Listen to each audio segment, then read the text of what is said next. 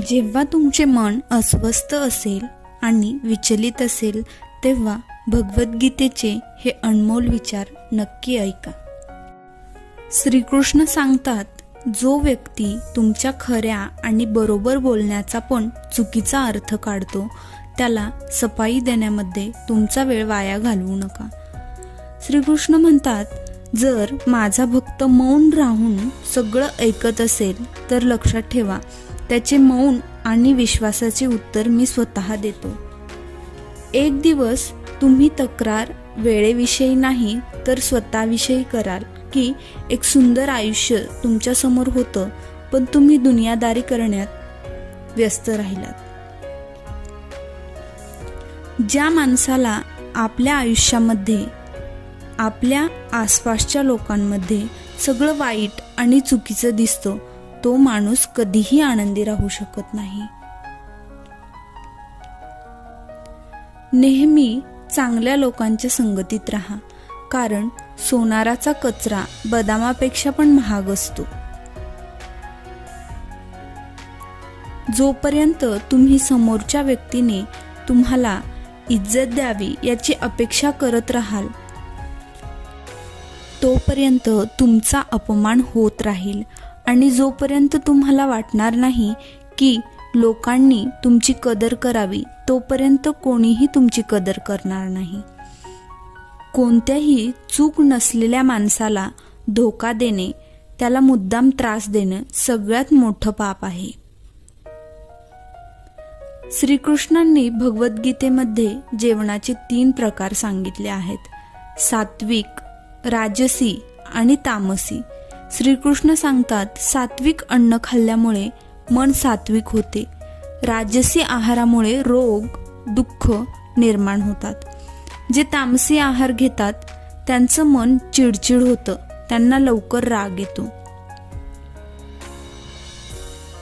तुम्ही तुमचं दुःख लोकांना सांगितलं तर लोक तुमच्यापासून दूर पळू लागतील, कारण त्यांना माहीत असतं जेवढं अशा माणसाच्या जवळ राहील तेवढं ह्याचं दुःख ऐकत बसावं लागेल. आणि तुम्ही सफल झाले तर लोकांना तेही आवडत नाही. हे जग मोठं विचित्र आहे. दुःखी माणसाची मदत करत नाही आणि सफल माणसाला खुश राहू देत नाही. स्वतःला असं कधीही बनवू नका की लोक तुमचा गैरफायदा घेतील. स्वतःला कधीही लाचार बनवू नका. तुम्हाला कसं बनायचं आहे हे तुमच्यावर आहे, नाहीतर कोणीही येईल आणि तुमचं मन तोडून जाईल. हे कलियुग अर्थ आणि कामाचे युग आहे. याचा अर्थ असा की आजच्या युगामध्ये लोक तुमच्याबरोबर तेव्हाच नातं ठेवतील आणि तेव्हाच प्रेमाने बोलतील जेव्हा त्याची तुमच्याकडे काही काम असेल आणि तुमच्याकडून त्यांना पैसा मिळत राहील.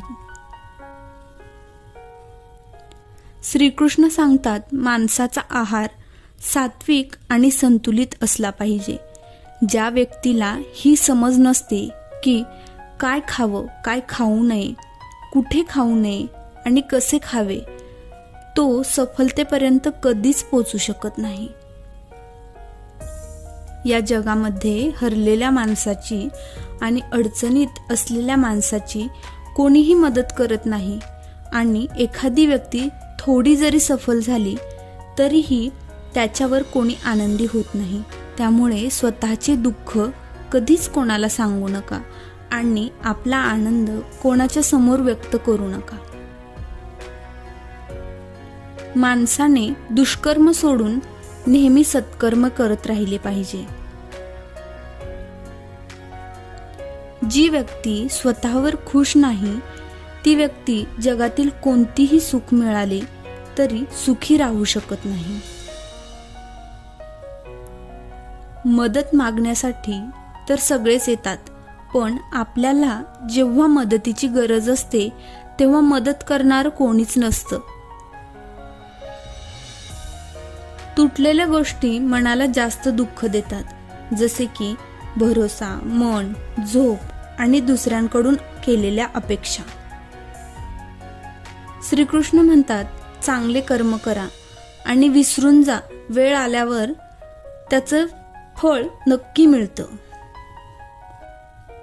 आपले लोक तेच असतात ज्यांना आपल्या दुःखाची जाणीव असते. नाहीतर विचारपूस तर रस्त्यावरून जाणारे येणारे लोक सुद्धा करतात. कोणतीही इच्छा पूर्ण झाली नाही तर क्रोध वाढतो आणि पूर्ण झाली तर लोभ वाढतो. त्यामुळे आयुष्यामध्ये प्रत्येक परिस्थितीमध्ये धैर्य ठेवणे श्रेष्ठ आहे. जेव्हा तुम्ही दुसऱ्यांसाठी चांगल्या गोष्टी विचार करता तेव्हा त्याच गोष्टी तुमच्या आयुष्यामध्ये येतात. हाच निसर्गाचा नियम आहे. ब्लेडची धार खूप जास्त असते पण ते झाड कापू शकत नाही. कुऱ्हाड मजबूत असते पण केस कापू शकत नाही. त्याचप्रमाणे प्रत्येक माणूस त्याच्यामधील गुणांनुसार श्रेष्ठ असतो. म्हणूनच स्वतःची तुलना कधीही दुसऱ्यांबरोबर करू नका. मेहनतीचं फळ आणि अडचणींचं उत्तर उशिरा का होईना पण मिळतं नक्कीच. अशा व्यक्तींच्या शक्तीचा कोणीच मुकाबला करू शकत नाही ज्याच्याजवळ सहनशक्ती असते.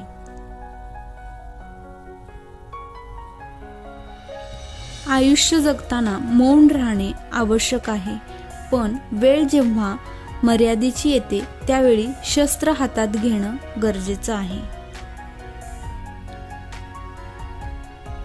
लढण्याची ताकद प्रत्येकाजवळ असते पण कोणाला जिंकणं आवडतं तर कोणाला नाते निभावणं आवडतं. मृत्यू आणि हसणं हे दोन शक्तिशाली उपकरण आहेत. मृत्यू सगळ्या समस्या संपवण्याचा मार्ग आहे तर हसणं सगळ्या समस्यांतून वाचण्याचा मार्ग आहे. मन दुःखी असेल तर कधीही वाईट शब्द बोलू नका कारण मन नंतर कधीही नीट होतं पण एकदा बोललेले शब्द परत माघारी घेता येत नाहीत. बोलणारा माणूस विचार न करता काहीही बोलून जातो पण कधी हा विचार केला का की ऐकणाऱ्याच्या मनाला काय त्रास होत असेल. बुद्धी तर प्रत्येकाजवळच असते परंतु चालाकी करायची की इमानदारीने जगायचं हे संस्कारावर अवलंबून असते. बुद्धी तर प्रत्येकाजवळच असते परंतु चालाकी करायची की इमानदारीने जगायचं हे संस्कारावर अवलंबून असतं. श्रीकृष्ण म्हणतात ज्याची साथ द्यायची असेल त्यांची न घाबरता समोर येऊन साथ द्या. लोक तुम्हाला विरोध म्हणतील गद्दार नाही. ज्या व्यक्तीने आपल्या मनावर नियंत्रण मिळवलं असतं त्याची सफलता देव कधीही रोखत नाही. अहंकारामुळे सुद्धा बऱ्याच वेळा नाती तुटतात. प्रत्येक वेळी माणसाने केलेल्या चुका हे कारण नसतं. हृदयापासून जे दिले जाते ते हातांनी देऊ शकत नाही आणि जे मौन राहून बोलता येते ते शब्दांनी बोलता येत नाही. जे लोक तुमच्या भावनेचा विचार करत नाहीत त्यांच्यापासून दूर जाणं चांगलं. प्रत्येक जवळच्या माणसाला आपल्या मनातील गोष्टी सांगू नका कारण आज जो माणूस तुमच्या बरोबर आहे उद्या तो तुमच्या विरोधात जाऊ शकतो. श्रीकृष्ण म्हणतात तुम्ही स्वतः कधी हार मानू नका, बाकी सगळं मी पाहून घेईल. चुपचाप प्रत्येक गोष्ट सहन करत राहिले तर लोकांच्या नजरेत तुमच्यापेक्षा चांगलं कोणीही नाही आणि थोडं बोलले तर तुमच्यापेक्षा वाईट कोणीही नाही. सांभाळून ठेवलेली वस्तू आणि लक्ष देऊन ऐकलेल्या गोष्टी कधीही उपयोगी पडतात. श्रीकृष्ण सांगतात ज्या लोकांकडे चांगले विचार आणि चांगले संस्कार असतात त्यांना हातात जपमाळ पकडण्याची गरज नाही. जीवनात पुढे जायचे असेल तर बहिरे व्हा कारण जास्तीत जास्त लोकांचे बोलणे मनोबल कमी करणारे असते. व्हिडिओ आवडल्यास चॅनलला सबस्क्राईब करा, लाईक करा. Thanks for watching.